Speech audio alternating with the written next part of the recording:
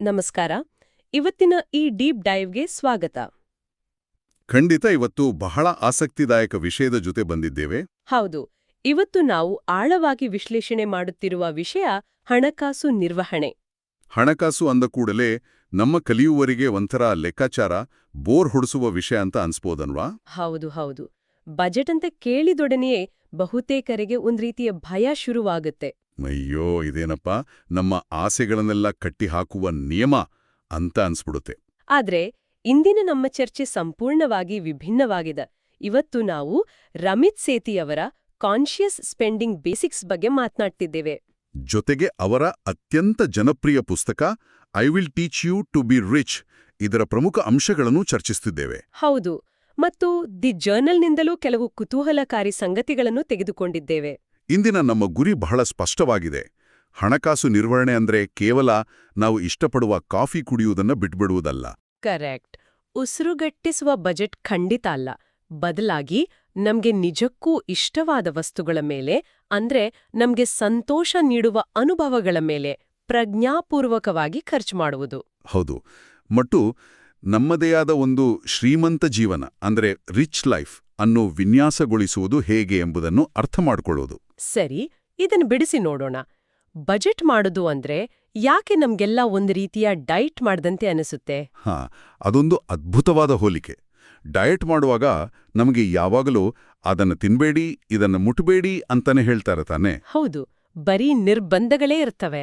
ಸಾಂಪ್ರದಾಯಿಕ ಬಜೆಟ್ ಪದ್ಧತಿಗಳು ಕೂಡ ಹಾಗೇ ಇವೆ. ಅವು ಯಾವಾಗಲೂ ಏನು ಮಾಡಬಾರದು ಎಂಬುದನ್ನು ಮಾತ್ರ ಹೇಳ್ತವೆ. ಅಂದ್ರೆ ಹೊರಗಡೆ ಊಟ ಮಾಡಬೇಡಿ, ಹೊಸ ಬಟ್ಟೆ ತೆಗೆದುಕೊಳ್ಬೇಡಿ, ಹೀಗೆ ಅಲ್ವಾ? ಖಂಡಿತ. ಇದರಿಂದ ಮನುಷ್ಯನಿಗೆ ಸ್ವಾಭಾವಿಕವಾಗಿ ಒಂದು ರೀತಿಯ ಫ್ರಸ್ಟ್ರೇಷನ್ ಶುರುವಾಗುತ್ತೆ. ಆದ್ರೆ ಇಲ್ಲಿ ಪರಿಚಯಿಸುವ ಪ್ರಜ್ಞಾಪೂರ್ವಕ ಖರ್ಚು ಯೋಜನೆ ಅಂದ್ರೆ ಕಾನ್ಷಿಯಸ್ ಸ್ಪೆಂಡಿಂಗ್ ಪ್ಲಾನ್ ಸಂಪೂರ್ಣವಾಗಿ ಭಿನ್ನವಾಗಿದೆ. ಇದನ್ನು ನಾವು CSP ಅಂತ ಕರೆಯೋಣ. ಸರಿ, ಈ CSP ನಾವು ಪ್ರತಿಯೊಂದು ರೂಪಾಯಿಯನ್ನು ಎಲ್ಲಿ ಖರ್ಚು ಮಾಡುತ್ತಿದ್ದೇವೆ ಎಂದು ಮೈಕ್ರೋ ಮ್ಯಾನೇಜ್ಮೆಂಟ್ ಮಾಡುವುದನ್ನು ಬಿಡಲು ಹೇಳುತ್ತೆ. ಅಂದ್ರೆ ನಮ್ಮ ಆದ್ಯತೆಗಳ ಆಧಾರದ ಮೇಲೆ ಹಣವನ್ನು ನಿರ್ವಹಿಸುವುದು ಅಲ್ವಾ? ಹೌದು. ಮಾಹಿತಿ ಓವರ್ಲೋಡ್ನಿಂದ ಬಳಲುತ್ತಿರುವ ಇಂದಿನ ಆಸಕ್ತ ಕಲಿಯುವವರಿಗೆ ಇದು ಅತ್ಯಂತ ಸರಳ ಮತ್ತು ಪರಿಣಾಮಕಾರಿ ಮಾರ್ಗ. ಸರಳತೆ ಖಂಡಿತವಾಗಿಯೂ ಎಲ್ರಿಗೂ ಇಷ್ಟವಾಗುತ್ತೆ. ಈ CSP ನಮ್ಮ ಆದಾಯವನ್ನು ಕೇವಲ 4 ಸ್ಪಷ್ಟ ವಿಭಾಗಗಳಾಗಿ ವಿಂಗಡಿಸುತ್ತೆ. ಆ 4 ವಿಭಾಗಗಳ ಬಗ್ಗೆ ಸ್ವಲ್ಪ ವಿವರಿಸಬಹುದಾ? ಖಂಡಿತ. ಮೊದಲನೆಯದು ಸ್ಥಿರ ವೆಚ್ಚಗಳು ಅಥವಾ ಫಿಕ್ಸ್ಡ್ ಕಾಸ್ಟ್ಸ್. ಬಾಡಿಗೆ, ವಿದ್ಯುತ್ ಬಿಲ್ಗಳು, ಇನ್ಶೂರೆನ್ಸ್, EMI ಮುಂತಾದ ಕಡ್ಡಾಯ ಖರ್ಚುಗಳು ಇದರಲ್ಲಿ ಸೇರ್ತವೆ. ಇದು ನಮ್ಮ ಆದಾಯದ 50% ಮಾತ್ರ ಇರಬೇಕು. ಕರೆಕ್ಟ್. ಎರಡನೆಯದು ಭವಿಷ್ಯದ ಹೂಡಿಕೆಗಳು. ಹೌದು, ಅಂದ್ರೆ ನಮ್ಮಲ್ಲಿರುವ ಪ್ರಾವಿಡೆಂಟ್ ಫಂಡ್, NPS ಅಥವಾ ಅಮೆರಿಕದ 401k ನಂತಹ ದೀರ್ಘಾವಧಿ ನಿವೃತ್ತಿ ಯೋಜನೆಗಳು. ಇದಕ್ಕೆ ನಮ್ಮ ಆದಾಯದ 10% ಮೀಸಲಿಡಬೇಕು. ಇನ್ನು ಮೂರನೆಯದು ಉಳಿತಾಯ. ತುರ್ತು ನಿಧಿ, ಮುಂದಿನ ಪ್ರವಾಸ ಅಥವಾ ಕಾರು ಖರೀದಿಸುವಂತಹ ಅಲ್ಪಾವಧಿ ಗುರಿಗಳಿಗಾಗಿ 5% ಹಣವನ್ನು ತೆಗೆದಿಡಬೇಕು. ಇನ್ನು ನಾಲ್ಕನೆಯದು ಬಹುತೇಕರ ಅಚ್ಚುಮೆಚ್ಚಿನ ವಿಭಾಗ ಅಂತ ಹೇಳ್ಬೋದು. ಹೌದು, ಅದೇ ಗಿಲ್ಟ್ ಫ್ರೀ ಸ್ಪೆಂಡಿಂಗ್, ಅಂದ್ರೆ ಅಪರಾಧಿ ಭಾವನೆ ಇಲ್ಲದ ಖರ್ಚು. ಯಾವುದೇ ಪಾಪ ಪ್ರಜ್ಞೆ ಇಲ್ಲದೆ ಮನಸಾರೆ ಮಾಡುವ ಖರ್ಚು ಇದು. ಹೊರಗಡೆ ಊಟ ಮಾಡುವುದು, ಶಾಪಿಂಗ್, ಸಿನಿಮಾ ಮುಂತಾದವುಗಳಿಗಾಗಿ 20-35% ಹಣವನ್ನು ಮೀಸಲಿಡಬಹುದು. ನಿಖರವಾಗಿ. ಇಲ್ಲಿ ಅತ್ಯಂತ ಕುತೂಹಲಕಾರಿ ಸಂಗತಿ ಏನಪ್ಪಾ ಅಂದ್ರೆ ಈ ವಿಭಾಗಗಳ ನಡುವೆ ಸಮತೋಲನ ತಪ್ಪಿದಾಗ ಏನಾಗುತ್ತೆ ಎಂಬುದು. ಮೂಲ ಸಾಮಗ್ರಿಯಲ್ಲಿ ಇದರ ಬಗ್ಗೆ ಕೆಲವು ನೈಜ ಉದಾಹರಣೆಗಳಿವೆ ಅಲ್ವಾ? ಹೌದು. ಫಾರೆಸ್ಟ್ ಮತ್ತು ಕ್ಯಾಥಲೀನ್ ಎಂಬ ದಂಪತಿಯ ಉದಾಹರಣೆ ಇದೆ. ಅವರ ಆದಾಯದ 91% ಕೇವಲ ಸ್ಥಿರ ವೆಚ್ಚಗಳಿಗೆ ಹೋಗುತ್ತಿತ್ತು. 1 ನಿಮಿಷ, 91% ಕೇವಲ ಕಡ್ಡಾಯ ಖರ್ಚುಗಳಿಗೆ? ಹೌದು, ಅಂದ್ರೆ ಬಾಡಿಗೆ, ಕಾರಿನ ಸಾಲ, ಬಿಲ್ಗಳಿಗೆ ಮಾತ್ರ. ಹಾಗಾದೇ ಅವರ ಕೈಯಲ್ಲಿ ಇನ್ವೆಸ್ಟ್ ಮಾಡೋಕೆ, ಉಳಿತಾಯ ಮಾಡೋಕೆ ಅಥವಾ ಕನಿಷ್ಠ ಪಕ್ಷ ವೀಕೆಂಡಲ್ಲಿ ಒಂದು ಸಿನಿಮಾ ನೋಡೋಕೆ ಹಣ ಎಲ್ಲಿಂದ ಬರುತ್ತೆ? ಅದೇ ಆಶ್ಚರ್ಯದ ವಿಷಯ. ಇದಕ್ಕೆ ಮುಖ್ಯ ಕಾರಣ ಲೈಫ್ ಸ್ಟೈಲ್ ಕ್ರೀಪ್ ಅಂತ ಕರೀತಾರೆ. ಅಂದ್ರೆ ನಮ್ಮ ಸಂಬಳ ಹೆಚ್ಚಾದಂತೆಲ್ಲ ನಮ್ಮ ಜೀವನ ಶೈಲಿಯ ಖರ್ಚುಗಳನ್ನು ಕೂಡ ನಾವು ಅರಿವಿಲ್ಲದೆಯೇ ಹೆಚ್ಚಿಸಿಕೊಳ್ಳುವುದು ತಾನೇ? ಹೌದು.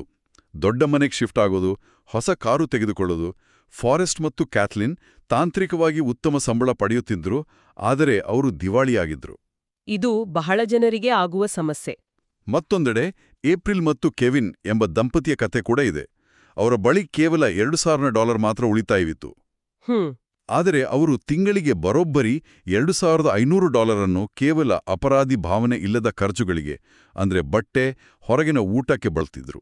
ಅರೆ, ಇದು ಸ್ವಲ್ಪ ಅತಿ ಎನಿಸುತ್ತದೆಯೇ? ತಿಂಗಳಿಗೆ ಅಷ್ಟು ದೊಡ್ಡ ಮೊತ್ತ ಕೇವಲ ಮೋಜುಮಸ್ತಿಗಾಗಿ ಖರ್ಚು ಮಾಡೋದು? ಅದೇ ಇಲ್ಲಿರೋ ದೊಡ್ಡ ಸಮಸ್ಯೆ. ಆದಾಯ ಉತ್ತಮವಾಗಿತ್ತು, ಆದರೆ ಅವರಿಗೆ ಹಣಕಾಸಿನ ಸಮತೋಲನದ ಅರಿವಿರಲಿಲ್ಲ. ಖಂಡಿತ ಇದು ಒಂಥರ ಹೆದ್ದಾರಿಯಲ್ಲಿ ಗಂಟೆಗೆ 150 ಕಿಲೋಮೀಟರ್ ವೇಗದಲ್ಲಿ ವಾಹನ ಚಲಾಯಿಸಿದಂತೆ. ಅಪಘಾತವಾಗುವವರೆಗೂ ಎಲ್ಲವೂ ರೋಮಾಂಚಕಾರಿಯಾಗಿ ಇರುತ್ತೆ. ಹೌದು, ಆದರೆ ಒಂದು ಸಣ್ಣ ತಡೆಗೋಡೆ ಎದುರಾದರೂ ಕಥೆ ಮುಗಿಯಿತು. ಒಂದು ಸಣ್ಣ ಮೆಡಿಕಲ್ ಎಮರ್ಜೆನ್ಸಿ ಬಂದರೆ ಅವರು ಸಾಲದ ಸುಳಿಗೆ ಸಿಲುಕ್ತಿದ್ರು. ಈ ಹಣಕಾಸಿನ ಅಸಮತೋಲನವೇ ಆಧುನಿಕ ಕುಟುಂಬಗಳಲ್ಲಿ ಅತಿ ಹೆಚ್ಚು ಮಾನಸಿಕ ಒತ್ತಡವನ್ನು ಸೃಷ್ಟಿಸುತ್ತೆ ಅನ್ನೋದು ಇದರಿಂದ ಸ್ಪಷ್ಟವಾಗುತ್ತೆ. ನಿಜ. ಈ 4 ವಿಭಾಗಗಳ ನಿಯಮವು ಹಣಕಾಸು ನಿರ್ವಹಣೆಯನ್ನು ಅತ್ಯಂತ ಸರಳವಾಗಿಸುತ್ತೆ. ಸರಿ, ಹಾಗಾದ್ರೆ ಹೂಡಿಕೆಯ ವಿಚಾರಕ್ಕೆ ಬರೋಣ. ಇಲ್ಲಿ ವಿಷಯ ನಿಜಕ್ಕೂ ಆಸಕ್ತಿದಾಯಕವಾಗುತ್ತೆ. ಹೂಡಿಕೆಯ ಶಕ್ತಿಯ ಬಗ್ಗೆ ಮಾತನಾಡುವಾಗ ಒಂದು ಅದ್ಭುತವಾದ ಉದಾಹರಣೆ ಇದೆ. ಹೌದು, ಸ್ಮಾರ್ಟ್ ಸ್ಯಾಲಿ ಮತ್ತು ಡಮ್ ಡ್ಯಾನ್ ಕಥೆ. ಇದು ಆರಂಭಿಕ ಹೂಡಿಕೆಯ ಮಹತ್ವವನ್ನು ತೋರಿಸುತ್ತೆ. ಸ್ಯಾಲಿಯ ಕತೆ ವಿವರಿಸ್ತೀರಾ? ಖಂಡಿತ. ಸ್ಯಾಲಿ ತನ್ನ 35ನೇ ವಯಸ್ಸಿನಿಂದ ತಿಂಗಳಿಗೆ ಕೇವಲ $200 ಹೂಡಿಕೆ ಮಾಡಲು ಪ್ರಾರಂಭಿಸುತ್ತಾಳೆ. ಕೇವಲ 10 ವರ್ಷ, ಅಂದ್ರೆ 45ನೇ ವಯಸ್ಸಿನವರೆಗೂ ಮಾಡಿ ನಿಲ್ಲಿಸುತ್ತಾಳೆ. ಹೌದು. ಆದರೆ ಡ್ಯಾನ್ ತನ್ನ 45ನೇ ವಯಸ್ಸಿನಲ್ಲಿ ಎಚ್ಚೆತ್ತುಕೊಂಡು ತಿಂಗಳಿಗೆ $100 ಹೂಡಿಕೆ ಶುರು ಮಾಡ್ತಾನೆ. ಮತ್ತು ಬರೋಬ್ಬರಿ 20 ವರ್ಷಗಳ ಕಾಲ, ಅಂದ್ರೆ 65ನೇ ವಯಸ್ಸಿನವರೆಗೂ ನಿರಂತರವಾಗಿ ಹೂಡಿಕೆ ಮಾಡುತ್ತಾನೆ. ಇಲ್ಲಿ ಲೆಕ್ಕಾಚಾರವನ್ನು ಸ್ವಲ್ಪ ಸೂಕ್ಷ್ಮವಾಗಿ ಗಮನಿಸಿದರೆ ಸ್ಯಾಲಿ 10 ವರ್ಷಗಳಲ್ಲಿ ಒಟ್ಟು $24,000 ಹೂಡಿಕೆ ಮಾಡಿದ್ದಾಳೆ. ಮತ್ತು ಡ್ಯಾನ್ ಕೂಡ 20 ವರ್ಷಗಳಲ್ಲಿ ಅದೇ $24,000 ಹೂಡಿಕೆ ಮಾಡಿದ್ದಾನೆ. ಇಬ್ಬರ ಅಸಲು ಮೊತ್ತ ಒಂದೇ. ಹೌದು. ಆದರೆ ಅಚ್ಚರಿಯ ವಿಷಯ ಏನಪ್ಪಾ ಅಂದ್ರೆ, ಸ್ಯಾಲಿ ಕೇವಲ 10 ವರ್ಷ ಮಾತ್ರ ಹೂಡಿಕೆ ಮಾಡಿದ್ರೂ ಮುಂಚಿತವಾಗಿ ಪ್ರಾರಂಭಿಸಿದ ಕಾರಣ ಡ್ಯಾನ್ಗಿಂತ ಸುಮಾರು $80,000 ಹೆಚ್ಚು ಲಾಭ ಗಳಿಸುತ್ತಾಳೆ. ಇದು ನಂಬಲು ಅಸಾಧ್ಯ ಅನಿಸಿದ್ರೂ ಗಣಿತದ ಸತ್ಯ. ಸಮಯವೇ ಹೂಡಿಕೆಯ ಅತಿದೊಡ್ಡ ಬಂಡವಾಳ. ಹೂಡಿಕೆ ಅನ್ನೋದು ಒಂದು ಮಾವಿನ ಗಿಡ ನೆಟ್ಟಂತೆ ಅಲ್ವಾ? ಎಷ್ಟು ಬೇಗ ನೆಡ್ತೀವೋ ಅಷ್ಟು ಬೇಗ ಹಣ್ಣು ಸಿಗುತ್ತೆ. ಆದರೆ ದುರಾದೃಷ್ಟವಶಾತ್ ಹೆಚ್ಚಿನ ಜನರು 100% ಪರಿಪೂರ್ಣ ಯೋಜನೆಗಾಗಿ ಕಾಯುತ್ತಾ ಹೂಡಿಕೆಯನ್ನೇ ಪ್ರಾರಂಭಿಸುವುದಿಲ್ಲ. ಮಾರುಕಟ್ಟೆ ಸರಿಯಿಲ್ಲ ಅಥವಾ ನನಗೆ ಪೂರ್ತಿ ಜ್ಞಾನವಿಲ್ಲ ಅಂತ ಕಾಯ್ತಾ ಇರ್ತಾರೆ. ಇಲ್ಲಿ ನಾವು 85% ಪರಿಹಾರ ಅಂದ್ರೆ 85% ಸೊಲ್ಯೂಷನ್ ತತ್ವವನ್ನು ಅರ್ಥ ಮಾಡ್ಕೊಳ್ಬೇಕು.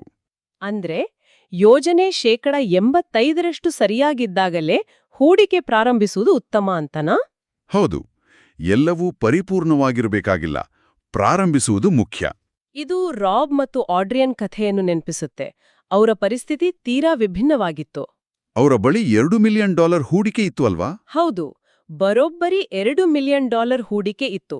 ಆದ್ರೆ ಉಳಿತಾಯ ಖಾತೆಯಲ್ಲಿ ಕೇವಲ $58,788 ಮಾತ್ರ ಇತ್ತು. ಇದು ಕೂಡ ಒಂದು ರೀತಿಯ ಅಸಮತೋಲನ. ಭವಿಷ್ಯಕ್ಕಾಗಿ ಸಾಕಷ್ಟು ಹಣವಿತ್ತು, ಆದರೆ ಪ್ರಸ್ತುತದ ಗುರಿಗಳಿಗೆ ಹಣವಿರಲಿಲ್ಲ. ಅವರ ಜೀವನದ ಪ್ರಮುಖ ಗುರಿಗಳು ವರ್ಷಕ್ಕೆ $30,000 ಪ್ರವಾಸ ಮಾಡುವುದು ಮತ್ತು ಸೋದರಳಿಯರ ಶಿಕ್ಷಣಕ್ಕೆ ಸಹಾಯ ಮಾಡುವುದು ಆಗಿತ್ತು. ಆದರೆ ಅವರ ಹಣವೆಲ್ಲ ಎಲ್ಲೋ ಲಾಕ್ ಆಗಿತ್ತು. ಹಣವನ್ನು ಕೇವಲ ಕೂಡಿಡುವುದು ಮುಖ್ಯವಲ್ಲ. ಅದು ನಮ್ಮ ಇಂದಿನ ಜೀವನದ ಗುರಿಗಳಿಗೆ ಹೇಗೆ ಹೊಂದಾಣಿಕೆಯಾಗುತ್ತೆ ಎನ್ನುವುದು ಮುಖ್ಯ ಅಲ್ವಾ? ಖಂಡಿತ. ತಮ್ಮ ಹಣಕಾಸು ಯೋಜನೆಗೆ ಸ್ಪಷ್ಟ ಅರ್ಥ ನೀಡಿದಾಗ ಮಾತ್ರ ಅವರು ನಿರಾಳರಾದರು. ಇದೆಲ್ಲ ಕೇಳಲು ಚೆನ್ನಾಗಿದೆ. ಆದ್ರೆ ಪ್ರತಿ ತಿಂಗಳು ಸಂಬಳ ಬಂದ ಕೂಡಲೇ ಈ 4 ವಿಭಾಗಗಳಿಗೆ ಹಣವನ್ನು ನಾವೇ ಲೆಕ್ಕ ಹಾಕಿ ವಿಂಗಡಿಸುವುದು ಪ್ರಾಯೋಗಿಕವಾಗಿ ಸಾಧ್ಯವಾ? ಮನುಷ್ಯರಾದ ಮೇಲೆ ಸೋಮಾರಿತನ ಬರುವುದು ಸಹಜ.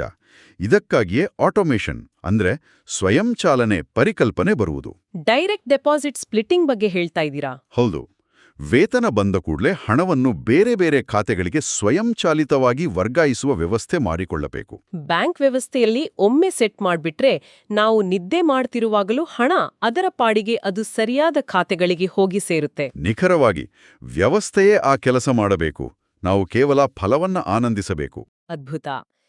ಇನ್ನು ಈ ಚರ್ಚೆಯ ಮತ್ತೊಂದು ರೋಚಕ ಭಾಗಕ್ಕೆ ಬರೋಣ.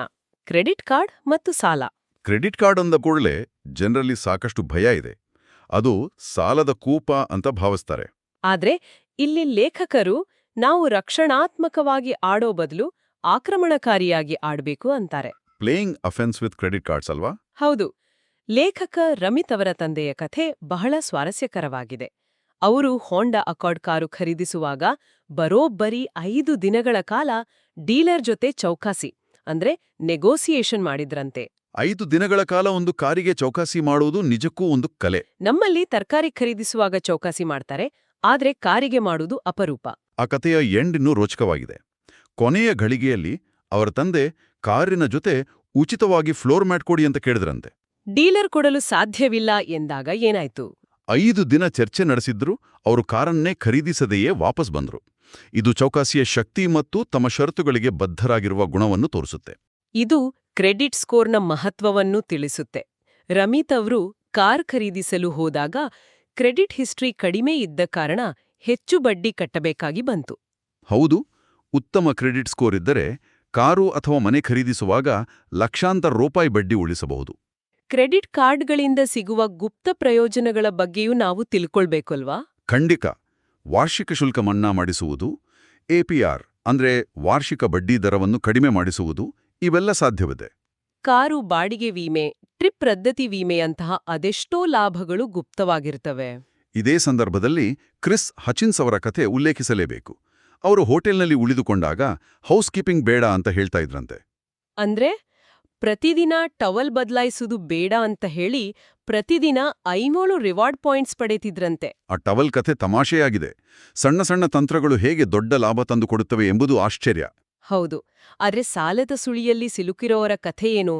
ಸಾಲ ನಿರ್ವಹಣೆ ಬಹಳ ಮುಖ್ಯ ಅಲ್ವಾ? ಸಾಲದ ವಿಚಾರ ಬಂದಾಗ ಅದೃಶ್ಯ ಹಣಕಾಸಿನ ನಂಬಿಕೆಗಳು ಅಂದ್ರೆ ಇನ್ವಿಸಿಬಲ್ ಮನಿ ಸ್ಕ್ರಿಪ್ಟ್ಸ್ ನಮ್ಮನ್ನು ಕಾಡ್ತವೆ. ಎಲ್ಲರೂ ಇಎಂಐನಲ್ಲೇ ಬದುಕುತ್ತಿದ್ದಾರೆ, ನಾನೇನು ಹೊಸಬನಲ್ಲ ಎಂಬಂತಹ ಮನಸ್ಥಿತಿ. ಇದರಿಂದ ಹೊರಬರಲು ಸಾಲ ತೀರಿಸುವ ವಿಧಾನಗಳನ್ನು ಅಳವಡಿಸಿಕೊಳ್ಬೇಕು. ಮುಖ್ಯವಾಗಿ ಸ್ನೋಬಾಲ್ ವಿಧಾನ. ಈ ಸ್ನೋಬಾಲ್ ವಿಧಾನದಲ್ಲಿ ಕಡಿಮೆ ಮೊತ್ತದ ಸಾಲವನ್ನು ಮೊದಲು ತೀರಿಸ್ತಾರಲ್ವಾ? ಹೌದು. ಇದರಿಂದ ಮಾನಸಿಕವಾಗಿ ಒಂದು ದೊಡ್ಡ ಗೆಲುವಿನ ಭಾವನೆ ಸಿಗುತ್ತೆ. ಮತ್ತೊಂದು ವಿಧಾನ ಅತಿ ಹೆಚ್ಚು ಬಡ್ಡಿ ಅಂದ್ರೆ ಹೈಯೆಸ್ಟ್ ಎಪಿಆರ್ ವಿಧಾನ. ಇಲ್ಲಿ ಗಣಿತದ ಲೆಕ್ಕಾಚಾರದ ಪ್ರಕಾರ ಅತಿ ಹೆಚ್ಚು ಬಡ್ಡಿ ಬೀಳುವ ಸಾಲವನ್ನು ಮೊದಲು ತೀರಿಸಲಾಗುತ್ತೆ. ವಿಶೇಷವಾಗಿ ವಿದ್ಯಾರ್ಥಿ ಸಾಲಕ್ಕೆ ಪ್ರತಿ ತಿಂಗಳು ಕೇವಲ $50 ಅಥವಾ $100 ಹೆಚ್ಚುವರಿ ಪಾವತಿಸುವುದರ ಬಗ್ಗೆ ಮೂಲದಲ್ಲಿ ಉಲ್ಲೇಖವಿದೆ. ಹೌದು. ಆ ಸಣ್ಣ ಹೆಚ್ಚುವರಿ ಮೊತ್ತದಿಂದ ಸಾಲದ ಅವಧಿ ಹಲವಾರು ವರ್ಷಗಳಷ್ಟು ಕಡಿಮೆಯಾಗುತ್ತೆ ಮತ್ತು ಸಾವಿರಾರು ಡಾಲರ್ ಉಳಿಯುತ್ತೆ. ಇದು ಕೇವಲ ಅಂಕಿಅಂಶಗಳ ಆಟ, ಆದ್ರೆ ಪರಿಣಾಮ ದೊಡ್ಡದು. ಇವೆಲ್ಲದರ ಅಂತಿಮ ಗುರಿ ಶ್ರೀಮಂತ ಜೀವನದ ವಿನ್ಯಾಸ ಅಲ್ವಾ? ಶ್ರೀಮಂತ ಜೀವನ ಅಂದ್ರೆ ರಿಚ್ ಲೈಫ್. ಇದು ಕೇವಲ ಜಸ್ಟ್ ಬ್ರೀತ್ ಎಂಬ ಫಲಕವನ್ನು ಮನೆಯಲ್ಲಿ ಹಾಕೊಳ್ಳುವುದಲ್ಲ. ಅದು ಕೇವಲ ಅಲಂಕಾರ. ನಿಜವಾದ ರಿಚ್ ಲೈಫ್ ಎಂದರೆ ನಮ್ಮ ಸಮಯ ಮತ್ತು ಹಣವನ್ನು ನಮ್ಮ ಆದ್ಯತೆಗಳಿಗೆ ತಕ್ಕಂತೆ ವಿನ್ಯಾಸಗೊಳಿಸುವುದು. ಹಣ ಖರ್ಚು ಮಾಡಲು ಒಂದು ಪ್ರಶಸ್ತ ವಯಸ್ಸಿದೆ, 40ರಿಂದ 60 ವರ್ಷಗಳ ನಡುವಿನ ಸಮಯ. Prime spending years. ಲೇಖಕರ ಚಿಕ್ಕಪ್ಪ ಹೇಳುವ ಮಾತು ನೆನಪಾಗುತ್ತೆ. ಒಬ್ಬ ವ್ಯಕ್ತಿಗೆ 80 ವರ್ಷ ವಯಸ್ಸಾದಾಗ $1 ಮಿಲಿಯನ್ ಕೊಟ್ರೂ ಪ್ರಯೋಜನವಿಲ್ಲ. ಹೌದು. ಅವರಿಂದ ಅದನ್ನು ಖರ್ಚು ಮಾಡಲು ಅಥವಾ ಆನಂದಿಸಲು ಸಾಧ್ಯವಿಲ್ಲ. ಕನಸುಗಳನ್ನು ಭವಿಷ್ಯದಲ್ಲಿ ನೋಡೋಣ ಅಂತ ಮುಂದೂಡಬಾರ್ದು. ಅದಕ್ಕೆ ಟೇಸ್ಟ್ ದ ರಿಚ್ ಲೈಫ್ ಅನ್ನೋದು. ಅಂದ್ರೆ ಪರೀಕ್ಷಾರ್ಥ ಅನುಭವ. ಪರ್ವತದ ಮೇಲೆ ವಾಸಿಸುವ ಕನಸಿದ್ರೆ ಈಗಲೇ ಮನೆಯನ್ನು ಖರೀದಿಸುವ ಬದಲು 1 ವಾರ ಏರ್ಬಿಎನ್ಬಿನಲ್ಲಿ ವಾಸಿಸಿ ನೋಡಬೇಕು. ಹೌದು, ಅಲ್ಲಿ ವಾಸ್ತವ ಅರಿವಾಗುತ್ತೆ. ತಮಗೆ ಇಷ್ಟವಾದ ವಿಷಯಗಳ ಮೇಲೆ ಧಾರಾಳವಾಗಿ ಖರ್ಚು ಮಾಡುವುದು ಮತ್ತು ಇಷ್ಟವಿಲ್ಲದ ವಿಷಯಗಳ ಮೇಲೆ ನಿರ್ದಯವಾಗಿ ಕಡಿತಗೊಳಿಸುವುದು ತತ್ವ.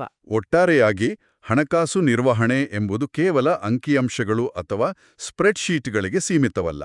ಅದು ನಮ್ಮ ಕನಸಿನ ಜೀವನವನ್ನು ವಿನ್ಯಾಸಗೊಳಿಸುವ, ನಮಗೇನು ಬೇಕೋ ಅದನ್ನು ಪಡೆಯಲು ಸಹಾಯ ಮಾಡುವ ಅಸ್ತ್ರ. ಕಲಿಯುವರು ಈ ಆಳವಾದ ವಿಶ್ಲೇಷಣೆಯಿಂದ ಪಡೆವ ಮಾಹಿತಿಯನ್ನು ಬಳಸಿ ಬಜೆಟ್ನ ಒತ್ತಡದಿಂದ ಹೊರಬಂದು ತಮ್ಮ ಶ್ರೀಮಂತ ಜೀವನವನ್ನು ಹಿಂದೆ ಪ್ರಾರಂಭಿಸಬಹುದು. ಖಂಡಿತ. ಮತ್ತು ಈ ಚರ್ಚೆಯನ್ನು ಮುಕ್ತಾಯಗೊಳಿಸುವ ಮುನ್ನ ಒಂದು ಅಂತಿಮ ಪ್ರಚೋದನಾಕಾರಿ ಆಲೋಚನೆ ಬಿಟ್ಟು ಹೋಗೋಣ. ಮೂಲ ಸಾಮಗ್ರಿಯಲ್ಲಿ ಹಣವನ್ನು ಬಳಸಿ ಸಮಯವನ್ನು ಖರೀದಿಸುವ ಬಗ್ಗೆ ಉಲ್ಲೇಖಿಸಲಾಗಿದೆ ಅಲ್ವಾ? ಹೌದು. ಮನೆ ಸ್ವಚ್ಛಗೊಳಿಸುವರನ್ನು ನೇಮಿಸುವುದು ಇತ್ಯಾದಿ. ಈ ಆಧಾರದ ಮೇಲೆ ಒಂದು ವೇಳೆ ಸಮಾಜದಲ್ಲಿ ಪ್ರತಿಯೊಬ್ಬರೂ ತಮ್ಮ ಸಂಪೂರ್ಣ ವಾರವನ್ನು ಕೇವಲ ತಮಗೆ ಇಷ್ಟವಾದ ಕೆಲಸಗಳಿಗಾಗಿ ಮೀಸಲಿಡಲು ಸಾಧ್ಯವಾದರೆ ಹೇಗಿರುತ್ತೆ? ಅಂದ್ರೆ ಹಣವನ್ನು ಬಳಸಿ ಸಮಯವನ್ನು ಖರೀದಿಸಲು ಸಾಧ್ಯವಾದರೆ ಉದ್ಯೋಗ ಮತ್ತು ಬಿಡುವಿನ ಸಮಯದ ಬಗ್ಗೆ ನಮ್ಮ ಸಮಾಜದ ಇಂದಿನ ಕಲ್ಪನೆಯೇ ಬದಲಾಗಬಹುದೇ? ಖಂಡಿತ. ಹಣವು ಕೇವಲ ವಸ್ತುವನ್ನು ಖರೀದಿಸುವ ಸಾಧನವಾಗದೆ ನಮ್ಮ ಆಯುಷ್ಯದ ಅಮೂಲ್ಯ ಕ್ಷಣಗಳನ್ನು ಮರಳಿ ಪಡೆಯುವ ಟೈಮ್ ಮೆಷಿನ್ ಆದ್ರೆ ಹೇಗಿರುತ್ತೆ? ಇದು ನಿಜಕ್ಕೂ ಆಳವಾದ ಪ್ರಶ್ನೆ. ಈ ವಿಚಾರವೊಂದಿಗೆ ಇಂದಿನ ಈ ಡೀಪ್ ಡೈವ್ ಅನ್ನು ಮುಕ್ತಾಯಗೊಳಿಸೋಣ. ಆಸಕ್ತ ಕಲಿಯುವವರು ಈ ಬಗ್ಗೆ ಯೋಚಿಸಲಿ. ಮತ್ತೊಂದು ಸಂಚಿಕೆಯಲ್ಲಿ ಭೇಟಿಯಾಗೋಣ.